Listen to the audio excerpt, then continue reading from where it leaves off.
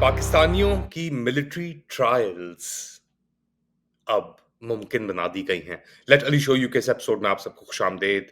पाकिस्तान जिंदाबाद, पाकिस्तान पाइंदाबाद के नारे तो बहुत लगाए गए। ये भी कहा इस वक्त अपने इख्तलाफात मुखालफत छोड़ दो, हम सब एक हैं, हम सब यकजहती के लिए काम कर रहे हैं। और वो यकजहती क्या थी, उस पे जाने से पहले सुने हमारे टुच्चे PM junior wannabe dress up doll Shehbaz Sharif ने पार्लियामेंट में क्या कहा जंग को लेकर। हमारे जहाजों ने पाकिस्तान की सरहदों को अबूर नहीं किया। जनाब स्पीकर, जो ही हिंदुस्तान के जहाजों ने पेलोड उन्होंने रिलीज किया, हमारे उकाब झपटे और आनन फानन 5 जहाज जिनमें 3 राफेल हैं उनको मार कराया और उनको ऊंधे मुंह वो कश्मीर पर जाकर गिरे। इनकी आवाजों से पता लग रहा है कि इनकी टांगे किस तरह कांप रही हैं, या कांपे किस तरह टांगी जा चुकी हैं। ये लोग लड़ेंगे जाके। और अच्छा, ये तो अभी शहबाज शरीफ का स्टेटमेंट आया है। इसके साथ साथ एक और स्टेटमेंट भी आया राना सनाउल्लाह का, जिसके अंदर वो बेसिकली एक तरीके से शिकस्त ही मान रहे हैं कि अब इंडिया भी अगर पीछे हट जाए तो हम भी पीछे हट जाएंगे। सलाह भाई ने तो कार्रवाई की है। यदि वो जो एक बयानिया हुकूमत का और आर्मी चीफ का था कि अगर उन्होंने कोई हरकत की हम नहीं करेंगे, लेकिन अगर उन्होंने की तो हम उसका मुंह तोड़ जवाब देंगे, तो वो मुंह तोड़ जवाब जो है वो दिया जा चुका है।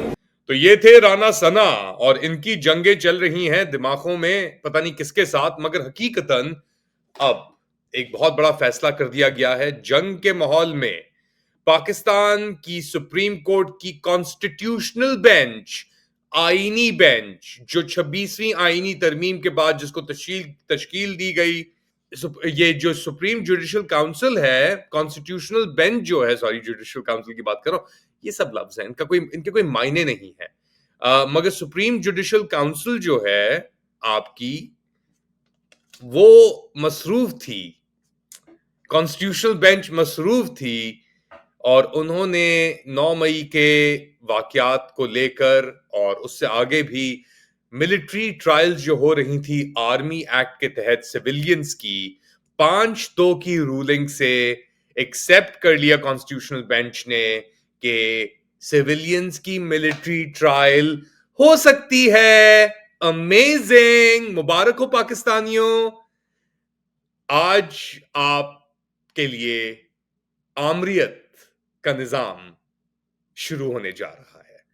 अब आपके पास कोई इक्तदार नहीं है, क्योंकि अब आपकी गर्दन एक अस्करी बूट के नीचे आ चुकी है। और लेके कौन आया है?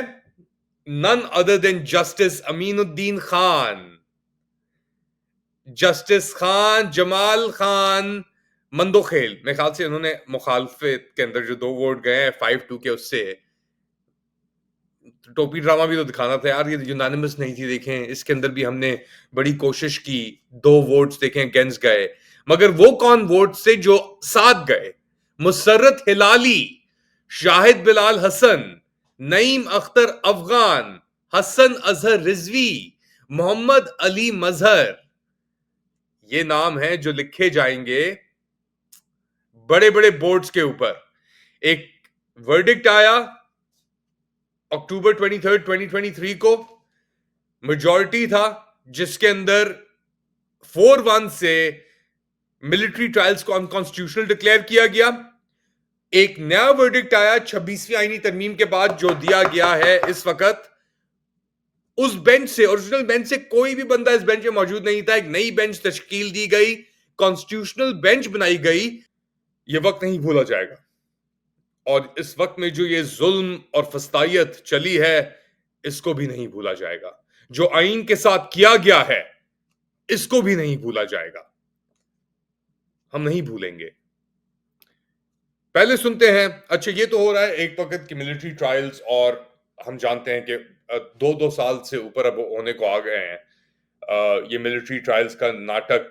और जो इस्तेमाल किया जा रहा था। और अब ऐसे वक्त पे जब इंडिया आपके ऊपर हमला कर रहा है, इंडिया को तो आप जवाब दे नहीं सकते, अपने लोगों के ऊपर ही आप हावी हुए हुए हैं, उनके ऊपर तशद्दुद कर रहे हैं। और रिजर्व सीट्स का भी वर्डिक्ट, जो चोरी डाका मारा गया, ऐसे वक्त के ऊपर आप इमेजिन करें इनका साइकोसिस, कि इंडिया सामने खड़ा है, उससे कोई मसला नहीं है, जो बंदे जेलों में हैं, अपने बंदे जो जेलों में डाले हुए हैं, उनसे मसला है। ये है हमारे प्रोटेक्टर्स, ये हैं हमारे सिपासालार, ये लोग। अच्छा, पहले सुनते हैं अलीमा खान जो बात कर रही है मिलिट्री कोर्ट्स के ऊपर भी उन्होंने बात की। सही है, 60 से ऊपर लोगों को ये सेंटेंस किया गया, और भी लोगों को ये टारगेट करेंगे। अब ये इमरान खान को भी टारगेट करेंगे इस मिलिट्री वर्डिक्ट के साथ। मैं बता रहा हूं आपको, वो वैसी बात थी कि इसको, इसकी मिलिट्री ट्रायल करो। अलीमा खान को सुनते हैं, फिर बात को अपने इख्तिताम पे लेके जाओ। 26वीं तरमीम जब किया गया, वो एक स्टोलन मैंडेट वाली हुकूमत ने ये किया था। 17 सीटों वालों को बैठाकर आपने 26वीं तरमीम करवाई, उसमें आप जजेस लेकर आए। आज हम इस जो बिल्डिंग में खड़े हैं, यहाँ से हम इंसाफ की तवक्को रखते थे, लेकिन आज इन्होंने मोदी का साथ दिया, मोदी का जवाब दिया। वहाँ तो हमने अटैक नहीं कर सकना, उधर तो हम इंडिया पे तो नहीं अटैक कर सकते, हमने अपने सिविलियंस के ऊपर हमलावर हो गए। तो ये थी अलीमा खान, और ये भी कह रही थी कि मिलिट्री ट्रायल्स, यानी आप प्रायोरिटीज की बात होती है ना, कुलभूषण यादव का भी तक मिलिट्री ट्रायल नहीं हो सका, लेकिन हमारे जो नौजवान हैं सिविलियंस, उनके मिलिट्री ट्रायल इसलिए हो रहे हैं क्योंकि खतरा उनसे इतना बड़ा है, इन्हें हिंदुस्तान से बड़ा खतरा है इन्हें सिविलियन से। अच्छा, अब ये अनकॉन्स्टिट्यूशनल बेंच ने जो ये वर्डिक्ट दिया है, इसके ऊपर सलमान अकरम राजा का ही मौकफ आया है, और दीगर लॉयर्स का भी आया है, पाकिस्तान तहरीक इंसाफ का भी मौकफ आया है। उसको पहले सुनते हैं, फिर देखते हैं कि हुकूमत का क्या मौकफ है।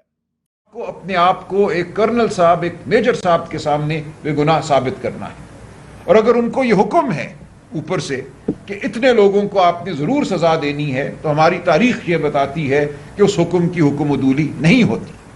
तो एक ऐसी अदालत का कायम हो जाना जहां सिर्फ इल्जाम की बुनियाद पर आप में कोई भी पेश हो सकता है, उसकी जो आजादी है उसका फैसला एक कर्नल साहब करेंगे, और फैसला भी उन्होंने ऐसे करना है कि कोई फैसला लिखना नहीं है, सिर्फ गिल्टी नॉट गिल्टी कहना। तो ये था पाकिस्तान तहरीक इंसाफ का मौकफ। हुकूमत का क्या मौकफ है इसको लेकर, और ये यकजहती की क्या क्या बातें कर रहे हैं।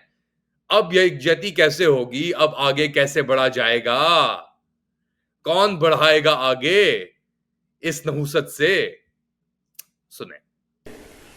बशमूल पीटीआई के भाइयों और बहनों से मुल्तमिस हूं कि आए आज के दिन इकट्ठे हो जाएं और पाकिस्तान को इकट्ठे होकर बनाएं, पाकिस्तान को अजीम बनाएं।